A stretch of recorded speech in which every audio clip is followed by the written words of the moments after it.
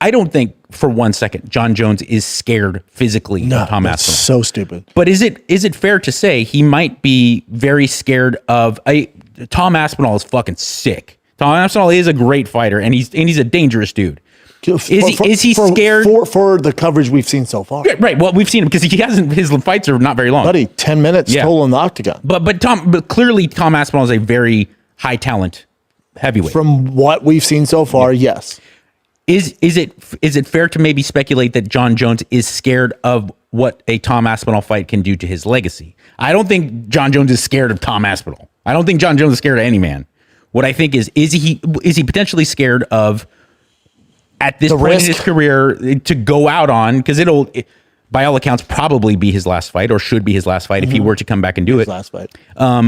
That more so than ever, I think that he's staring, if he's a realist, he's staring down the face of a potential loss. I think it's definitely a factor. Yeah. It's definitely a factor that goes into it. Would we have got the fight sooner, or would John have fought sooner if they offered him Alex Pereira? Yeah, probably, because he's like, oh, that's easy payday. Yeah. With Tom, I do think that is a factor, and that doesn't mean he's scared of him.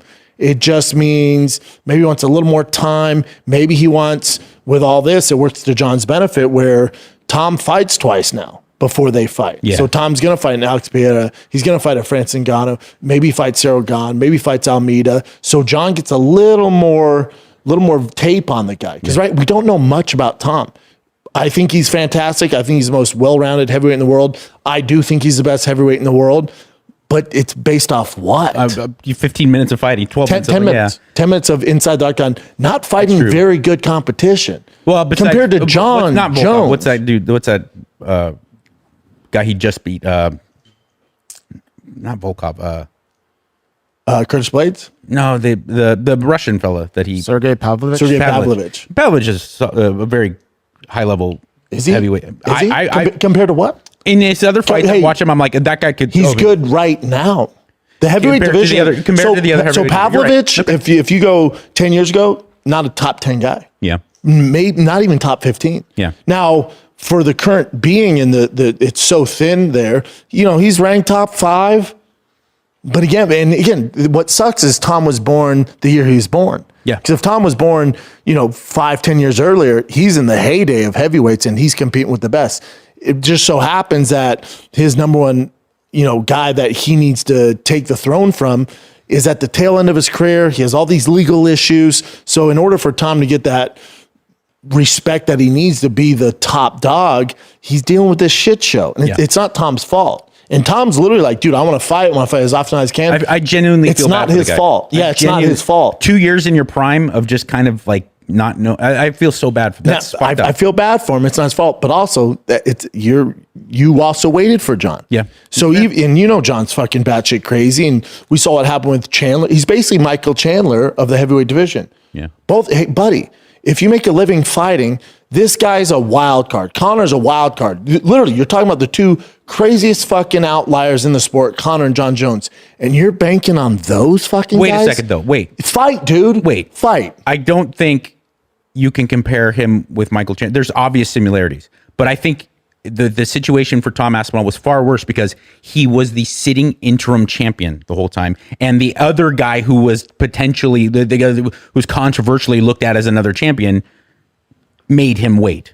Because Michael Chandler is like, I'm going to wait because this would be a huge money fight. I'm not going to be fighting for a belt. Red Penny Night. Right. So you kind of totally understand that. And I still feel bad for Chandler, but I understand where Tom Aspinall was painted in such a tremendous corner being the interim title holder. But you can still fight.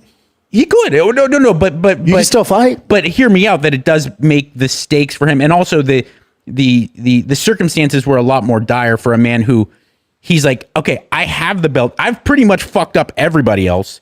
The one guy who it makes sense for me to fight is the only guy that is making me wait. It was a little bit. But now you've waited how long? Yeah, and then let's say the UFC doesn't give you Alex Pereira or Francis. That doesn't come to fruition. Now you're fighting the same guys you would have fought sitting on the bench. Absolutely. You would have fought Almeida. You're going to fight Cyril Gane. You're in the same exact situation. You've just lost a year in your prime.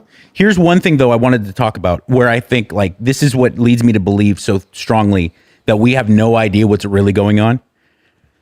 Arguably, the Michael Jordan of MMA, John Jones, gets his retirement announced on a fight night in the middle of a press conference. He didn't open the press conference, Dana, going, guys, I have something to tell you.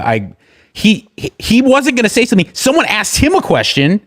And in the middle of this very poorly watched fight night press conference, Dana goes like, actually, I found out today John Jones is retiring. I think that just What's up with that? I think that everyone's like, oh, Dana knew this was coming. This is bullshit. I would be willing, I know Dana's lied to us before. I'd be willing to bet the fight, they both agreed to it. This pops up. And then they're like, fuck, dude. Like, Dana thought this fight was going to happen. And then when all this shit comes out, John's like, fuck it, I'm out. It's the best thing to do is not keep making Tom wait. I got to deal with this. I'm going to retire. Let Tom do his thing, and then I'll circle back around. Okay, so don't you think... Dana's like, Jesus Christ. I think you're right. I think that's exactly what happened. I don't think Dana had much warning, and I do think he's being honest with us. Okay, why then, when arguably the greatest fighter that's ever walked the planet of the earth, why is that not an immediate break into news story, Sports Center? Should be on ESPN. Why did we get in the middle of the press conference, provoked by the question about John Jones? That's when Dana decided to go, oh yeah, by the way, and we're not talking about some guy who's kind of on people's radars if you're a really passionate fan. We're talking about arguably GOAT, pound for pound, the guy who is the fucking man is calling it quits. How did that not become? I think if this is 10 years ago and I think Dana's 1 foot in, 1 foot out of the UFC. He's not really the man behind the scenes making the fights, doing all that. You know, he has shareholders, he has Endeavor, he has TKO, and then he's also getting ready to promote arguably one of the biggest fights in boxing history. So he's kind of in that world. So he's dealing with all that. If this is 8 years ago, before all this, and he was still the front man of the company, you would have got it. Breaking news. He wouldn't have released it to ESPN. He wouldn't have released it at a press conference. You would have got it from his mouth on his Twitter. Yeah. That's what he usually does. I just think he's kind of like, oh, here we go, John. This comes, I agree in that regard too, that... And it's not a bad thing. The guy's made all the fucking money in the world. He can do what he wants. I do feel like it's kind of a bad thing. No, okay. Crimea River. He's, like you said, his life is made, and he has his, like, Dana's legacy, whether you like the man or not. He's Dana's the greatest legacy of all time. is huge, and it should be well recognized. But I do feel like the last 2 or 3 years has been a bit torturous for him, because he did put fighting first when it was Dana Wright in charge with the Fertittas.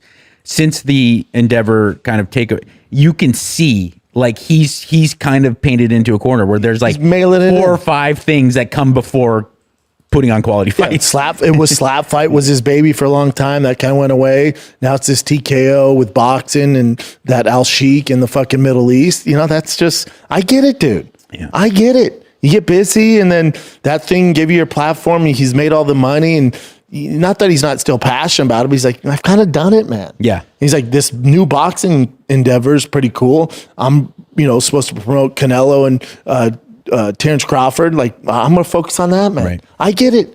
And people are like, oh, this is bullshit. But nah, man, it's like me. Like podcasting is my platform. That's my baby. That's what pays the bills, to some degree. But I have a lot of other interests, man. And I'm getting older. I like to do other shit. Yeah. And people are like, oh, now you're into trucks? Yeah, dude. Yeah, that's what I want to fucking do. Yeah. I'm 42.